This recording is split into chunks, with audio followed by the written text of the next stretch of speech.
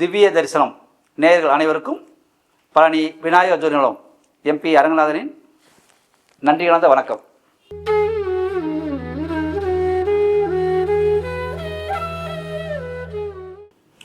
கும்பராசி காலத்தத்துவ ராசிப்படி அது 11வது ராசி.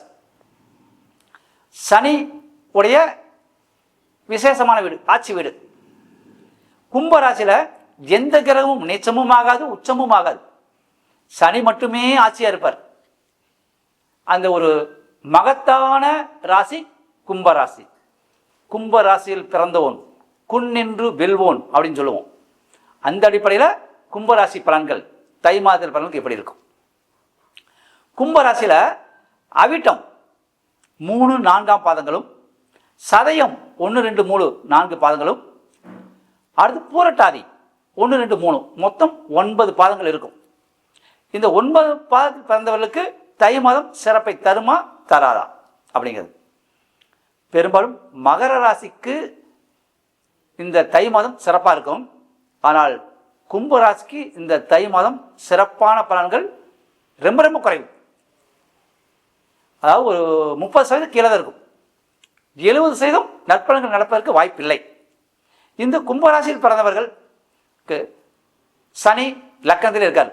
உடல்நிலையில் கவனம், வண்டி வாகனத்தில் போறதுல ரொம்ப ரொம்ப கவனம், கொடுக்கல் வாங்கலில் கவனம், கல்வியில் கவனம், தொழிலில் கவனம்.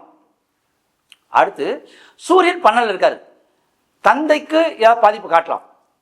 பெரும்பாலும் இந்த மாசி மாசம் பிறந்தவங்க அல்லது கும்பராசியில் பிறந்தவங்க அனைவருக்கும் இந்த தை மாதம் தந்தைக்கு ஏதாவது கர்மங்கள் செய்யக்கூடிய வாய்ப்புகள் அதிகம்.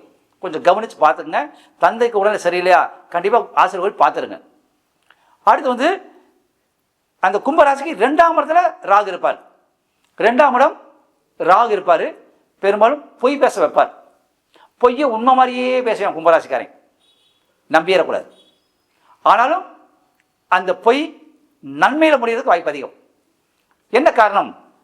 குரு வீட்டில் ராகு இருக்கிறார். அடுத்து குரு அந்த கும்பராசிக்கு 4ஆம் இடத்துல இருக்கார். இடமாற்றம் கண்டிப்பாக வரும், அல்லது தொழில் மாற்றம் வரும். பூர்வீகத்திலிருந்து கண்டிப்பாக மாற வேண்டியது வரும். கும்பராசியில் பிறந்தவன் அது சிறராசின்னு சொல்லுவோம்.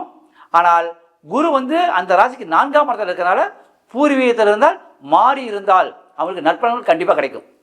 அது தை மாதத்துல செய்யலாம், தையில் இடமாற்றம் செய்யலாம்.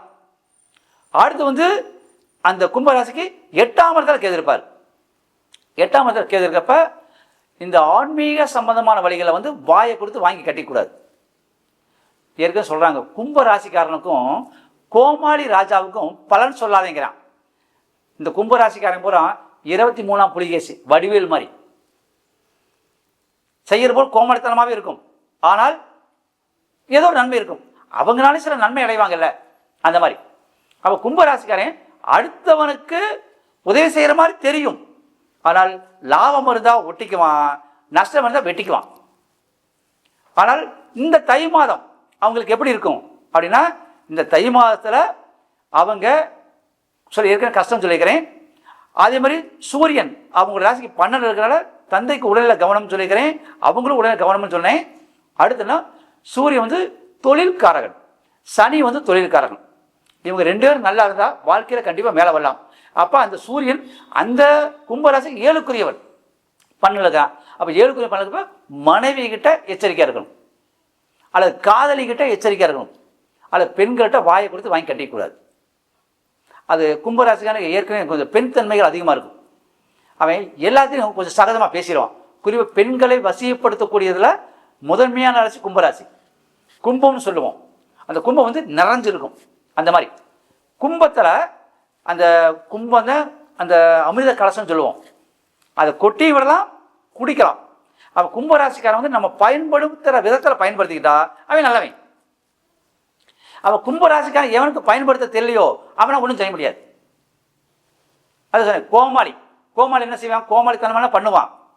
ஆனால் அவனுடைய கோமாளித்தனம் அடுத்தவர்களை வாழ வைப்பதற்காக இருக்கும், அடுத்தவர்களை அந்த உயர்வுக்காக இருக்கும்.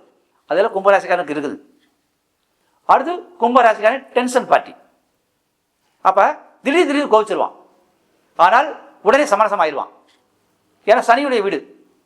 அதே மாதிரி கடுமையாக உழைக்கக்கூடியவே கும்பராசிக்காரன். இந்த கும்பராசி உழைப்பவர்கள் அனைவருக்கும் இந்த தை மாதத்தில் பிறந்திருந்தாலும் சரி அல்லது கும்பராசியில் பிறந்தாலும் சரி, இந்த தை மாதம் அவங்க உழைச்சால், கடுமையாக உழைச்சால் கண்டிப்பாக மேன்மை உண்டு. அதில் எந்த ஒரு பிரச்சனையும் கிடையாது. அடுத்து இந்த கும்பராசியில் வந்து சொன்னேன், நம்ம அவிட்டம் இருக்குது, சதயம் இருக்குது, பூரட்டாதி இருக்குது. அவிட்டம் செவ்வாயுடைய ராசி. அப்போ அவிட்டத்தில் பிறந்தவங்களுக்கு எல்லாம் கும்பராசி இந்த தை மாதம் கண்டிப்பாக சிறப்பில்லை. சதயத்தில் பிறந்தவர்களுக்கு இந்த தை மாதம் ஓரளவு ஒரு 50% சிறப்பு தான். அதே சமயம் பூரட்டாதி பிறந்தவர்களுக்கு ஒரு 60% சிறப்பு, ஒரு 40% சரி இருக்காது. ஆக மொத்தம் கும்பராசிக்காரனுக்கு இந்த தை மாதம் பிரச்சனைக்குரியது, கடன் நோய் எதிர்ப்பை தரக்கூடியது, பொருளாதார வகைகளை கொஞ்சம் கஷ்டத்தை கொடுக்கக்கூடியது, தொழில் வகைகளை கொஞ்சம் பிரச்சனை கொடுக்கக்கூடியது, கணவன் மனைவிக்குள்ள கொஞ்சம் உடசலை கொடுக்கக்கூடியது. ஆக மொத்தம் இந்த தை மாதத்தில் கவனமாக செயல்பட வேண்டியது கும்பராசிக்காரர்களுடைய தலையாய கடமை. இது தப்பிக்கூடிய வழிகள். நீங்கள் வந்து இந்த கும்பராசிக்காரங்க யாராக இருந்தாலும் சரி, விநாயகருக்கு வந்து விடலை தேங்காய் போடணும். இப்போ கும்பம் வச்சுருப்போம், கும்பத்துக்கு மேலே வந்து தேங்காய் வச்சுருப்போம். அந்த தேங்காய் உடச்சிடணும். அந்த மாதிரி தேங்காய் விநாயகர் கோயிலில் நீங்கள் வந்து உங்கள் தலையை சுற்றி என்ன பிரச்சனை இருந்தாலும் சரி உங்கள் தலையை சுற்றி உடச்சிருங்க. இது வந்து நீங்கள் செய்ய வேண்டியது சனிக்கிழமை காலையில் முடிஞ்சால் 6 to 7 டெய்லியும். அதாவது சனிக்கிழமை ஒரு 8 சனிக்கிழமை அல்லது ஒரு 26 சனிக்கிழமை அல்லது ஒரு 35 சனிக்கிழமை செஞ்சிட்டிங்கன்னா உங்களுடைய சனி தோஷம் விலகும். ஏன்னா இப்போ கும்பராசிக்கு வந்து 7 சனி வந்து ஜென்மசனி நடக்குது. குரு பார்வை இல்லை, சூரியன் 12 இருக்காரு, ராகு 2 இருக்காரு, கேது வந்து 8 இருக்காரு. அப்போ பிரச்சனைகள் அதிகமாக சந்திக்கக்கூடியது கும்பராசிக்காரன் தான். அப்போ விநாயகர் போய் விடலைக்காய் போடுங்க. கண்டிப்பாக உங்கள் வினைகள் தீரும், உங்களுக்கு பிரச்சனைகள் குறையும், நிம்மதி கிடைக்கும். அடுத்து இந்த கும்பராசி வந்து ஓடிக்கிட்டே இருப்பான். அது சிறராசின்னு சொல்கிறோம். ஓடணும் ஓடணும் ஓடணும் ஓடிக்கிட்டே இருக்கணும். அந்த ஓடுற அளவுக்கு உண்மையாக இருக்கணும். அடுத்தவங்களுக்கு பயன்படுறது மாதிரி இருக்கிறத தனக்கு பயன்படுத்தி திருத்திக்கணும். அவங்களும் கண்டிப்பாக ஜெயிச்சிருவாங்க. விட்டு கொடுத்து போகணும். பிடிவாதம் இருந்தால் கண்டிப்பாக ஜெயிக்க முடியாது. கும்பத்தில் பிறந்த அனைவருக்கும் இந்த தை மாதம் சிரமங்களை கொடுத்தாலும் விநாயகருடைய விடலை தேங்காய் வழிபாட்டால் முன்னேற்றம் கிடைக்கும் கிடைக்கும் கிடைக்கும்.